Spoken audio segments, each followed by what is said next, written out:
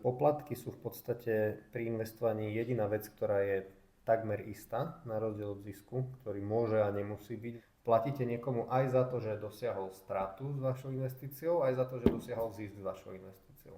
Nejde iba o to, že koľko ako keby ten poplatok reálne strhne, koľko je vyčíslený ten poplatok, ale ide aj o to, že tie peniaze, ktoré sú strhnuté z vášho účtu, mohli byť zainvestované a tým pádom tie peniaze mohli prinášať ten daný zisk alebo tú návratnosť, ktorou počítate alebo ktorú očakávate pri vašom finančnom plánovaní.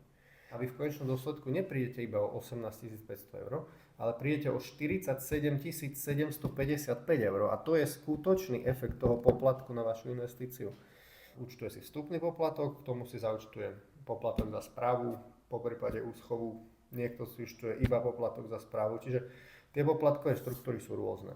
Na to sme presne vytvorili napríklad kalkulačku, ktorá je dostupná na našej stránke, kalkulačka na efekt poplatkov.